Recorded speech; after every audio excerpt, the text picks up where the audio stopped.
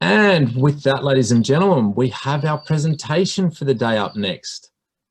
Jordan Arel from Intact Movement. Very exciting, sorry, Intact Community. I'll just get my agenda back in place. So, right. Jordan, welcome. Welcome. We're looking forward to your presentation on Intact Community. And please take it away, Jordan.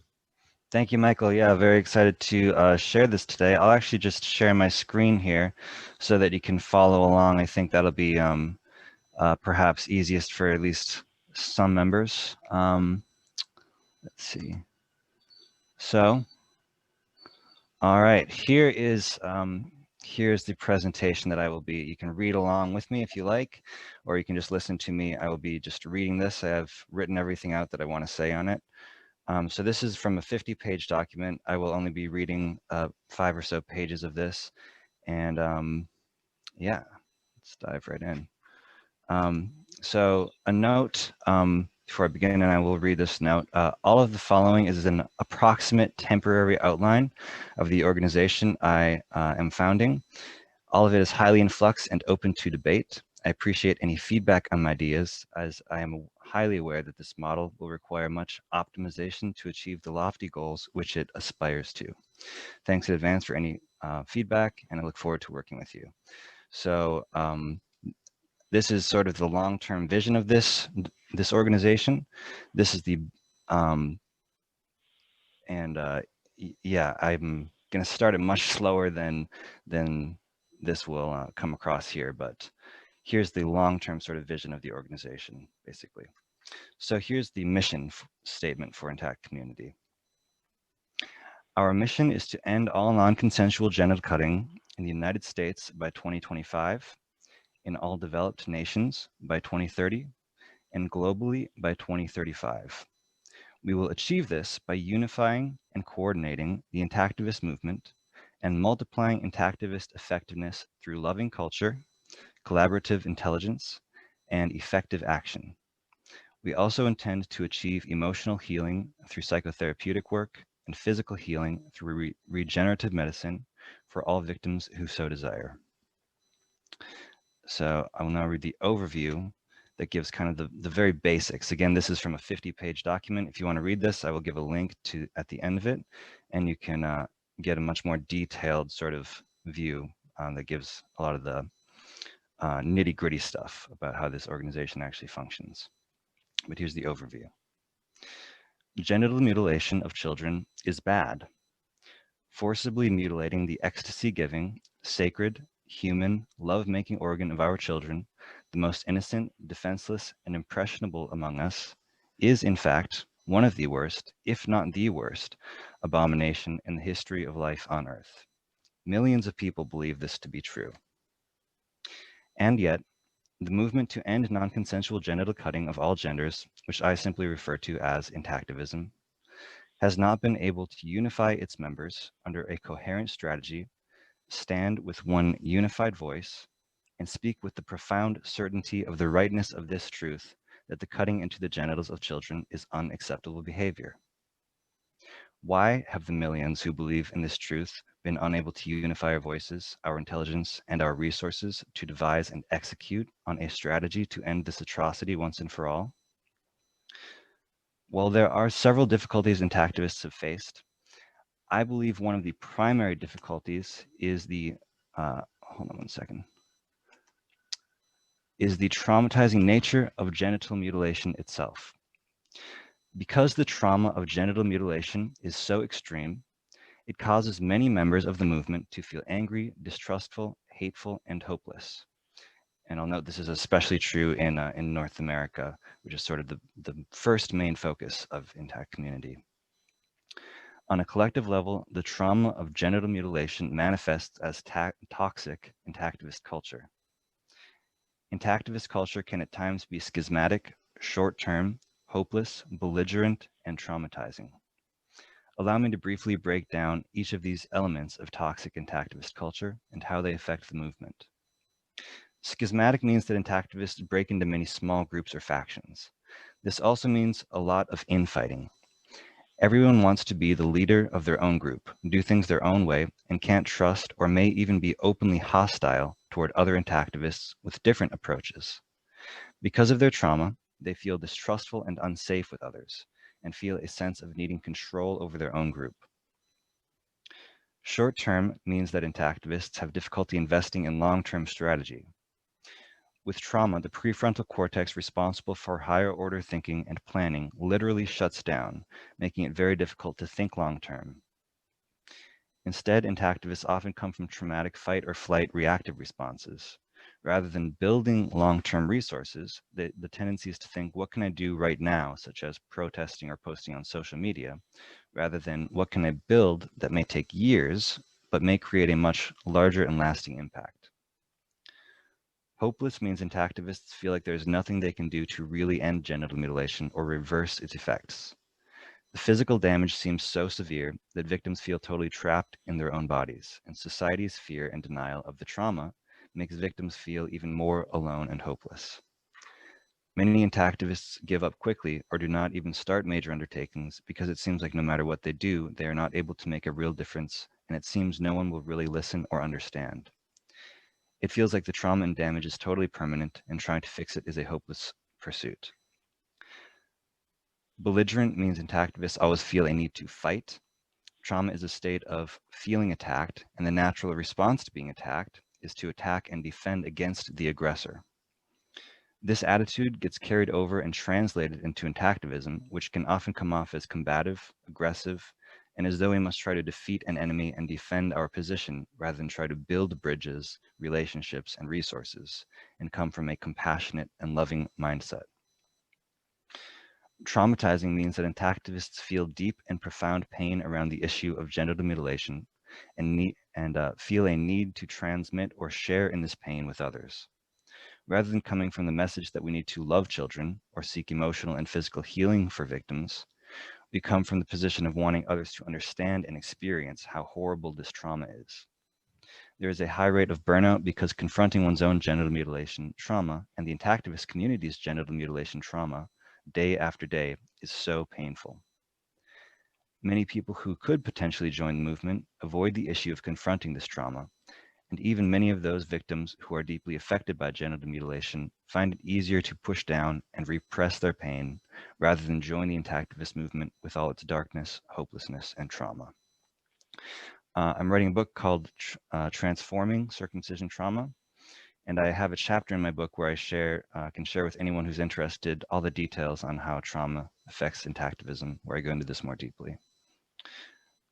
So what is the solution to a culture that can at times be schismatic, short-term, hopeless, belligerent, and traumatizing?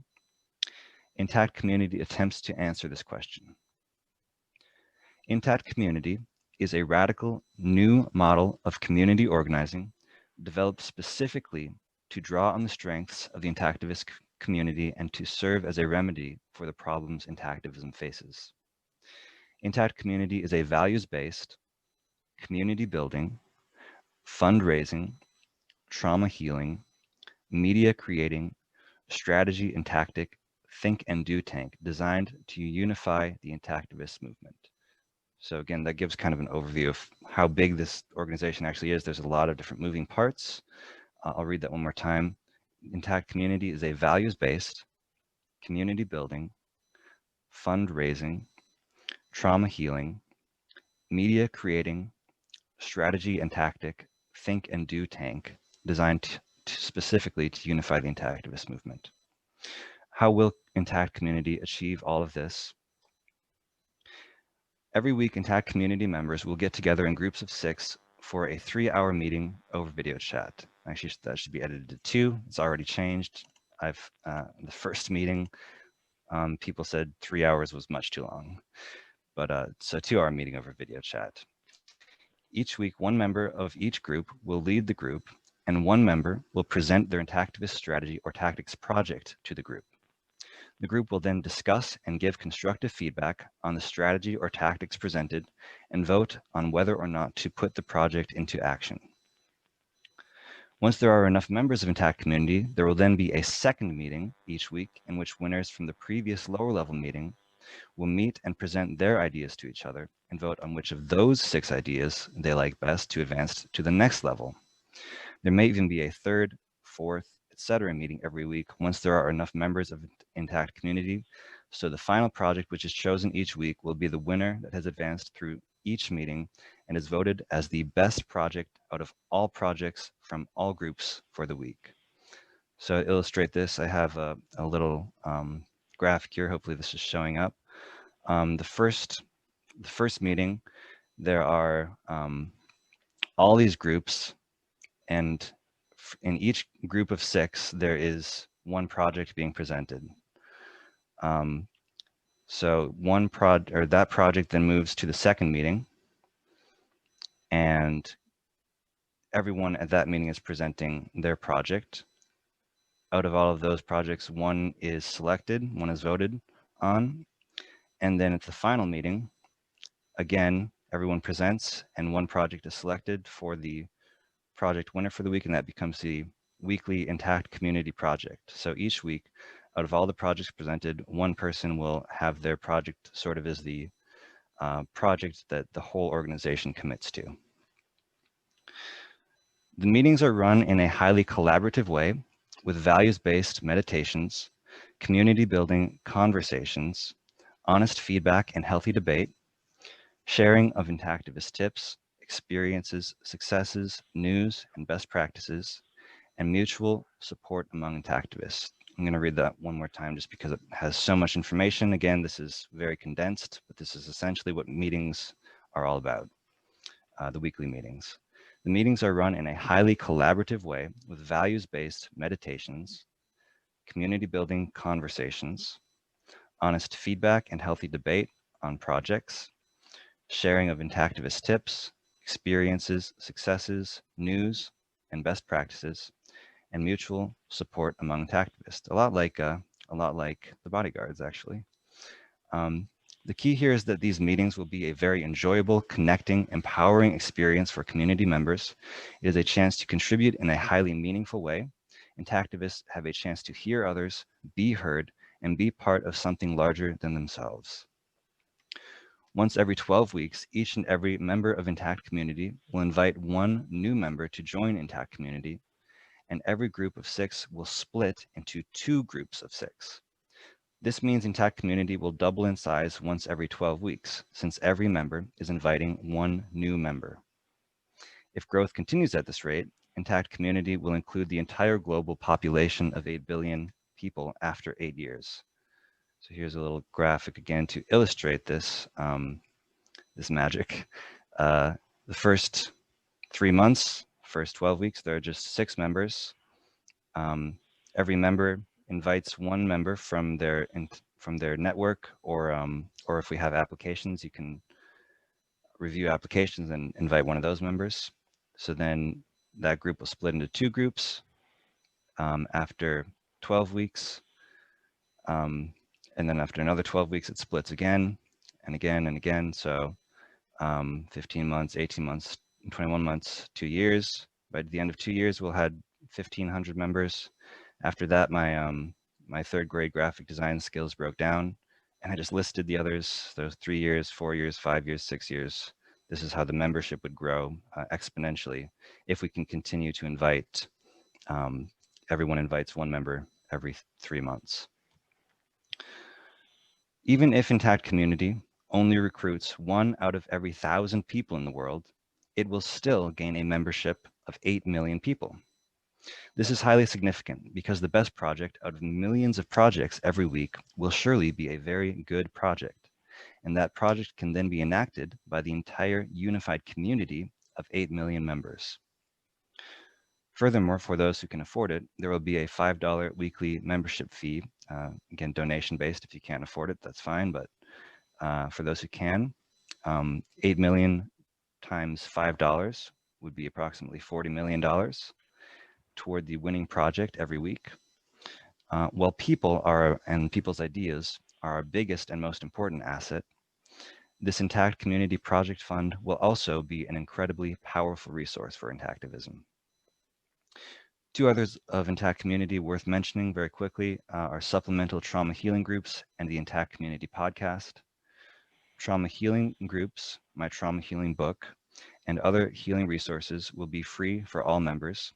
These will be refined over time with user feedback to create the most supportive and healing container for genital mutilation trauma possible. While genital mutilation trauma is incredibly painful and difficult to heal, having support and guidance in the process and knowing you are not alone can make the trauma much more bearable and even lead to significant healing of the trauma. The Intact Community podcast is a weekly show which highlights the winning Intact Community project, which is selected to be put into action every week. The podcast will have many benefits, including highlighting Intact Community values, acting as a beacon of loving Intactivist culture, helping recruit and attract new members to Intact Community, and storytelling about the Intactivist movement to show the world what Intactivism is really all about. There will also be an Intact Radio podcasted, hosted all day, every day by members of Intact Community once there are enough members who want to participate. And I actually have already started that Intact Radio show. It's every day. I will mention that again at the end of this presentation. So to recap, how does Intact Community draw on Intactivist strength to address the problems Intactivism faces? Intactivism has a massive number of people who believe in the cause of protecting children from genital mutilation, which is perhaps the most righteous and heroic cause based in the most loving values of any cause in the history of humanity. Intactivism faces a culture that, due to collective trauma, can at times be schismatic, short-term, hopeless, belligerent, and traumatizing. Schismatic, short-term culture makes it difficult for Intactivists to pull together and unify behind a coherent long-term strategy.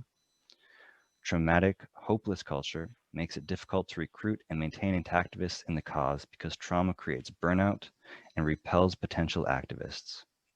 Belligerent culture makes people see Intactivists as angry and aggressive rather than loving, compassionate, and helpful. Intact Community seeks to address the schismatic culture of Intactivism by inviting all Intactivists to invite in a radically democratic and decentralized organization based in positive community values, most fundamentally love. No matter how big Intact Community grows, the individual group size will always remain at the size of 6 members, and so everyone will feel heard and supported and like they are a part of a community that can meaningfully contribute to. Meetings will be recorded and podcasts will be produced so that all members of the community can see what is going on in the rest of the community and feel unified in a common set of strategies and tactics which are communally created and decided upon every week.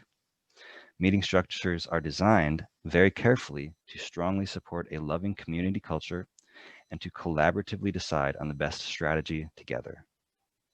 By recruiting new members every 12 weeks, Intact Community will unify a greater and greater portion of the Intactivist movement. While Intact Community will take a number of years to grow large and have a massive effect, this long-term goal is built into the community by everyone recruiting a new member and the organization doubling in size once every 12 weeks. This long-term recruiting strategy will combat the short-term tendencies in Intactivism. The strategies and tactics the community decides on every week will also support long-term thinking and reduce hopelessness, as they continually focus Intactivists on how they can make a massive impact by focusing the collaborative intelligence of the group in a unified and strategically intelligent direction. Being part of a community that shares in continually creating and executing effective strategies and tactics, while also building an increasingly growing and connected community, puts the power directly in the hands of Intactivists and makes it very difficult to be hopeless. The fundamental value of Intact Community is love, which is the opposite of belligerence and trauma. Intact Community groups are set up to provide a loving and supportive environment between group members and a collaborative rather than combative mindset that seeks to build bridges and resources rather than destroy opponents or each other. Intact Community seeks first to build loving community culture and use this as a platform to launch effective collaboratively intelligent strategies. I'll read that one more time because it's very important. Intact Community seeks first to build loving community culture and use this as a platform to launch effective, collaboratively intelligent strategies. That is the essence of the organization. Free trauma support groups and trauma resources are also highly encouraged and will be help mitigate and heal the effects of trauma, which many community members will inevitably experience. And when all of these elements come together, Intact Community is an organization that members are excited and enthusiastic to attend every week. Loving culture will continually attract new members to the organization and movement. Effective strategy will provide long-term thinking and real hope. Healing resources will heal and mitigate trauma. The podcast will show the world that intactivism is about love, not anger or hatred. And the model of collaborative intelligence will direct the movement's resources and energy in a unified, intelligent direction, putting an end to schismatic infighting. Altogether, Intact Community will enable the intactivist movement to draw on our strengths, overcome our weaknesses, and transform our movement's trauma into the inspiration and motivation required to achieve peace and love for all children of the future, and emotional and healing and physical healing for victims. So finally, I have started in the Intact Radio show. It's on every day. You can watch it on Facebook or on YouTube. I will post these links in the chat in a second. You can also get involved in an Intact Community group. I will try to have some earlier groups. I had one member from Denmark trying to join, and he was going to join us at midnight, but ended up missing the, he got the wrong day by accident because it was a day later in his time. So I will try to make some times available for the European community, so that you can join an Intact Community group. And yeah, people really enjoyed it, the one that I had so far. And you can email me at intactcommunity1111@gmail.com. I will also post this in the chat in a second. And you can view this full document if you want to read all of the nitty-gritty details of Intact Community. And there's a lot of it. This is a very brief version, actually. I will post that as well in the chat, and you can read this full Google Doc.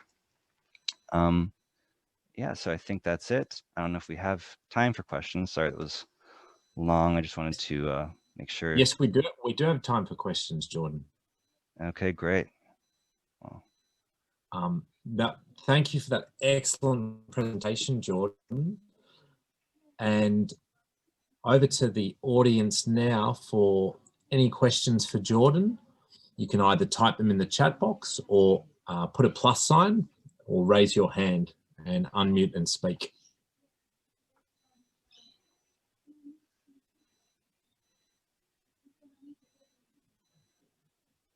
So I'll kick things off because I can't see, I'm not seeing anything from the audience. I have a question, Jordan. Sure. I love this piece. You hold a really key piece, this trauma piece that you've done podcasts on, you've done on your YouTube channel, Healing Trauma. If anyone ever wants to reference that, there's great YouTube episodes from Jordan about healing circumcision trauma. And this is a key piece you hold, Jordan, and it's so profound. And I'm curious about, you talked about the trauma effect on how it can negatively affect intactivists' choice of approaches, and it can negatively impact their choice of strategy. And I was wondering if you could expand on that a little, because that's a really important piece we often overlook. Sure, yeah. Yeah, again, there's this whole chapter on this in my book. I was going to post post that as well, but didn't get around to it. But I think the people don't really understand the full effects of the trauma of circumcision because it's so deep. First of all, you know, it happens for many men at birth, and women as well, and intersex and transgender, and so there's that piece of it, but also just a lot of activists just don't know a lot about trauma. It's also trauma to learn about it as an adult, to see videos of it. You can get secondary trauma, and I've seen a lot of people who aren't even circumcised, suffering pretty serious effects of PTSD.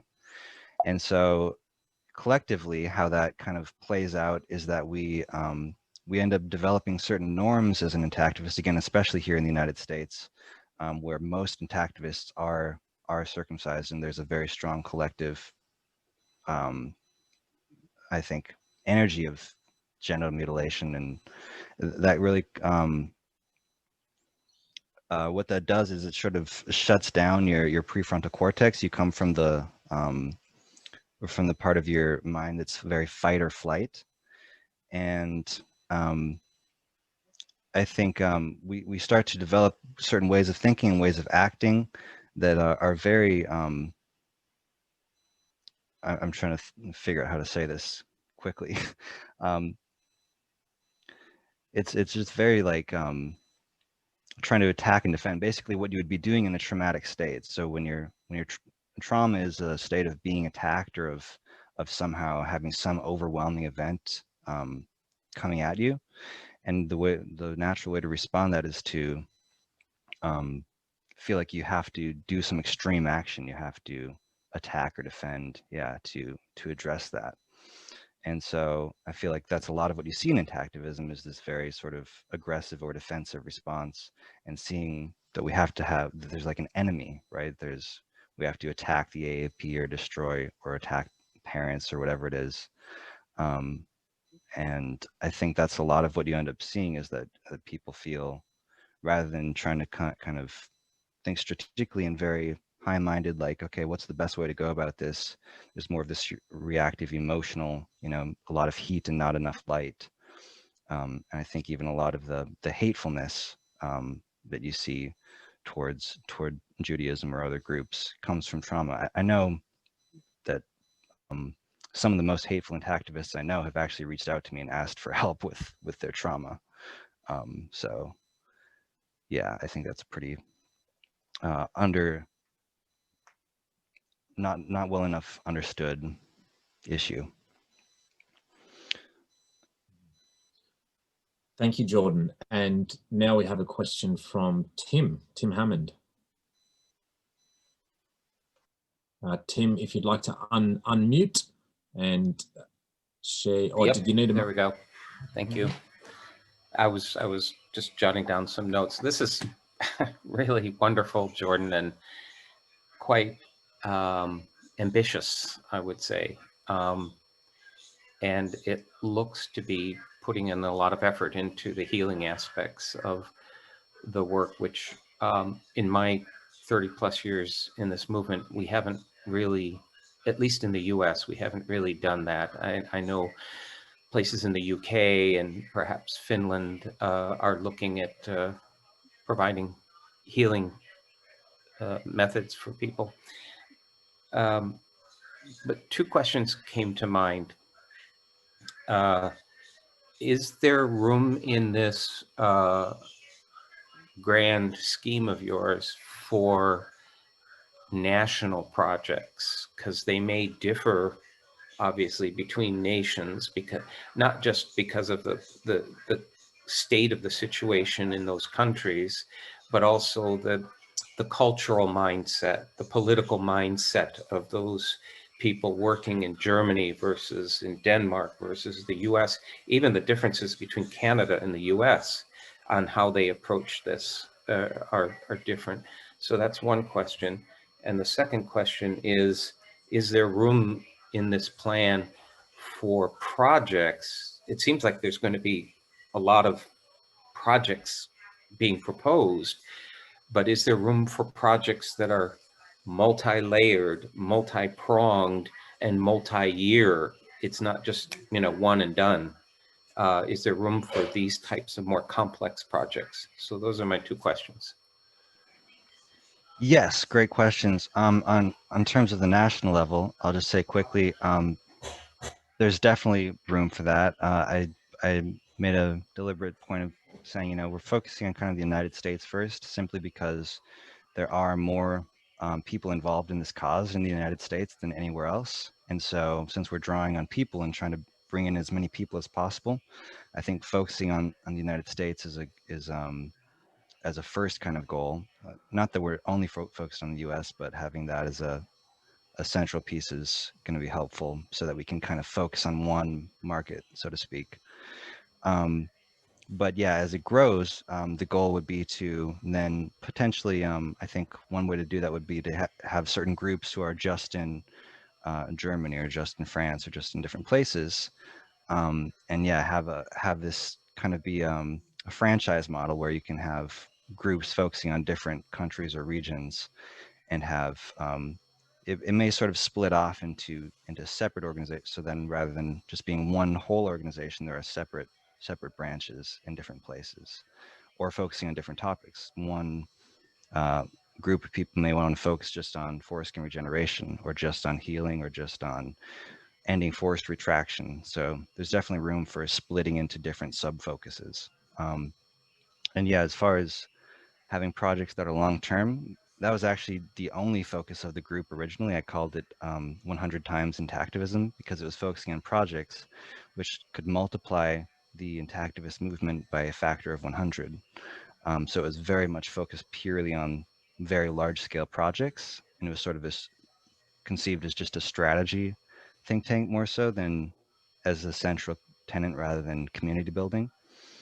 So it is still focused on that. I just think it has to start more from a community perspective and bringing people in and figuring out how to engage people. But yes, definitely, especially as it grows, it would be very much more focused on large scale strategy. I think to start with, we have to do some more small wins and kind of focus on tactics that are more immediate. But always keeping an eye to that long term, like long range, and trying to bring that in as much as possible. Because yeah, that's and yeah, having that multi-layered thing is critical to really making massive scale change. So we want to bring that in as much as we can, but it's gonna probably have to start out a little bit smaller for some of the first projects. Thank you. Thank you. Jordan, as we sort of think about what led to the genesis of Intact Community, it leads to curiosity about your appraisal of the state of US intactivism, and then the curiosity about why Intact Community, what led to the burgeoning of the idea for this amazing network. It's a very bold project. Yes. So again, great questions.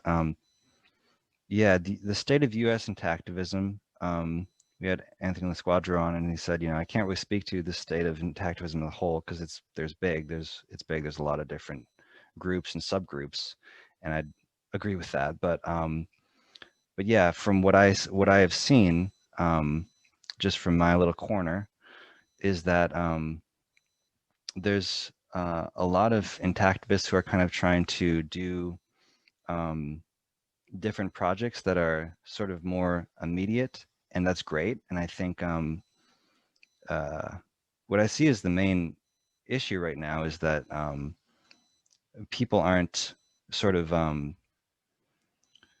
continuing on with the threads of projects. So there's like one little thing that happens here, and then one little thing that happens here. There's a lot of little attempts at trying to achieve something, but there's not sort of a whole unified platform or a larger something that's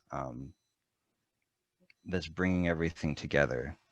So actually in our first Intact Community group, I didn't say any of the things I just said. I just brought people together and said, what do you think are the biggest problems in intactivism, and what do you think the solutions should be? And we had people from everywhere, from Reddit, from Facebook, from Foragin, from different groups. And the problem that everyone came up with is that intactivist isn't unified enough, and that there's just too much schismaticness. Wasn't the word they used, but that's the word I use. It's just too broken apart, and we need to find a way to bring everyone together and kind of have a platform where everyone can see each other and find a solution for that.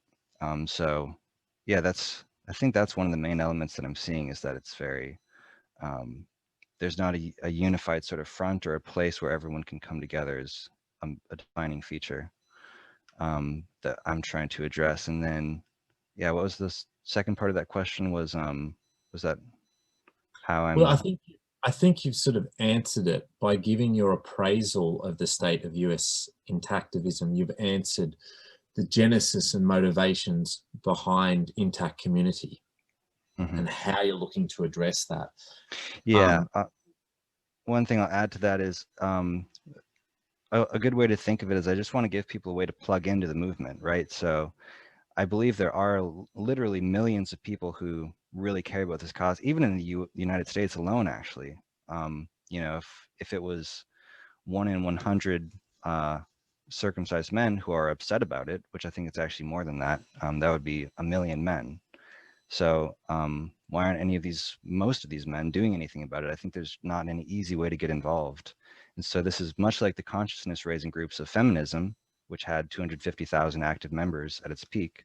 This gives men who are seriously affected by genital mutilation a chance to just plug in and participate in an easy way where they can show up every week and participate, and it's actually fun, it's actually enjoyable, right? Yeah, again, if it's just so traumatic, it's really hard to engage and stand out on the street with blood-stained pants and hold a sign that says I'm genitally mutilated is hard for a lot of guys. It's hard for me. I find myself, it's hard to engage in a lot of intactism that exists right now because it's just too painful for me. So I want something that's easier and more of a community where I feel safe and yeah, I can just easily engage. So that's sort of the reason for it existing and why I made it the way it is. And Jordan, why globally focused in that instance, based on your sharings? Why not US focused? Right. So it is more or less just kind of starting in the US again, because that's where I am. And the reason it starts in the US is because also because the US has so much influence, right? And is one of the reasons that a lot of other people in the world are still adopting circumcision as a practice or treatment for supposed phimosis. But the reason it's globally focused ultimately is because I really want, and it's not focused on male genital mutilation either. I never said circumcision or male genital mutilation in that presentation because it's not focused on that. It probably will focus largely on that to start with, again, because it's in the United States and that's the main issue that we're facing. But I want it to ultimately be able to expand out and address these larger issues of Islamic mutilation and female genital mutilation, intersex, all the different and all of those around the globe, because yeah, I think that's the end game for all of us, right? Is that we want to end it globally, and I want to give. My hope is that this creates a platform where people from anywhere can engage in this. You know, these groups aren't in any way only possible in the U.S.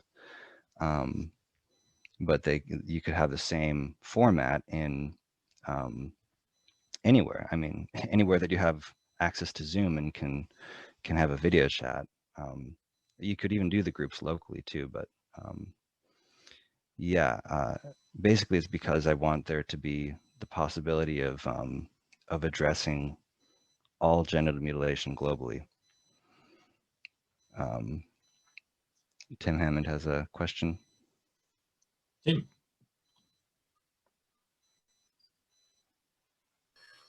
Yeah, I'm sorry. I think this is great, and I'm sorry that I keep asking all these questions, but it's raising so many questions in my mind.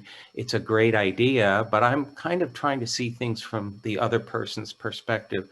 What's the incentive for our intersex allies who have their own movement, or the FGC, anti-FGC people who have their own organizations? What's the incentive for them to join Intact Community? Absolutely, yeah. So the reason that, or the reason that I think they will want to join is basically just because we will be successful. It's the same reason that male genital mutilation activists are reaching out to female genital mutilation activists and kind of trying to collaborate, and FGM activists have been a little hesitant at times, I think, is because FGM has been more successful. It's more accepted that FGM is bad, where MGM is pretty much still accepted all around the world. So my hope is that, because again, there are just so many, you know, I have thousands of friends on Facebook who are anti-MGM activists, and there's many, many more who I'm not friends with, who, like, their profile picture on their Facebook page is anti-MGM. Like, it's their identity, it's their main focus. There are thousands at least, I think probably tens of thousands. And so I think there's just so many of these people who are so dedicated to this cause that hopefully we can kind of draw on those numbers and, again, unify all these people together in taking action. And I think if we can unite all of them and engage them, again, give them an enjoyable experience where they actually want to show up. It's not like this traumatic thing that they hate doing, but they're actually, like, having fun. They're actually enjoying it. It's a loving community kind of experience. And I think if we can provide that, then we can really engage a massive number of people. And hopefully, if we can get a big enough showing, then we can have a massive impact. And I think as soon as we're successful, then those other organizations will want to jump on board and say, hey, we're a part of that too. And so I think it's really about how effective and successful we are as a movement that will draw intersex and FGM activists to us. I think as long as MGM is seen as being totally acceptable, they're not going to want to associate with us, because they'll feel like that would make them less seen as less serious if it's the same thing. I just want to comment on that in my estimation, and I certainly am not as plugged into the anti-FGC and anti-intersex genital cutting movements. And again, I'm trying to see things from their perspective. From my perspective, they're having much more success anyway. They don't need us. They don't need to join forces with us. And I think maybe that's the way they see themselves too. And that's why I was asking, what's the incentive for them? I mean, what do they have to gain from partnering with us if they're already having successes, which I think they are? Yeah, I think they could be a lot more successful. I think a lot of the places where FGM has been outlawed, it's still legal.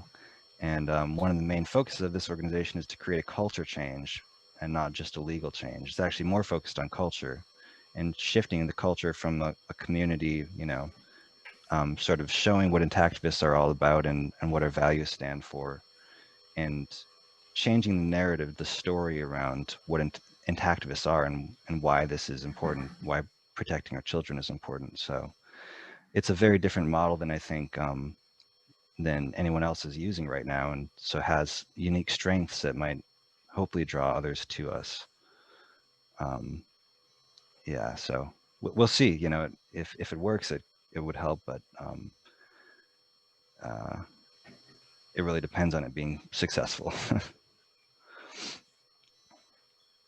Thank you, Tim. And now we have a question from Omar.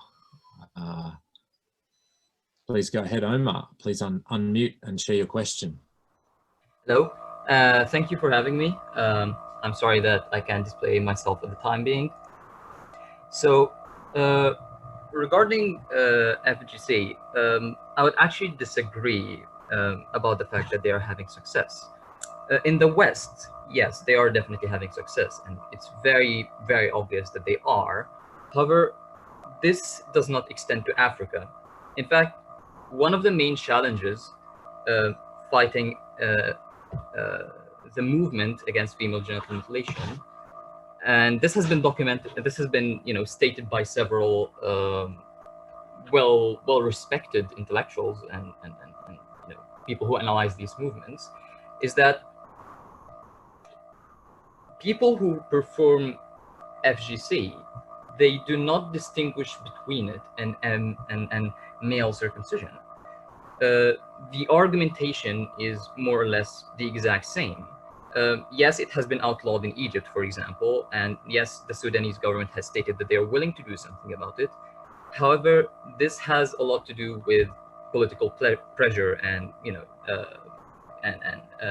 international organizations saying that you have to do something about it.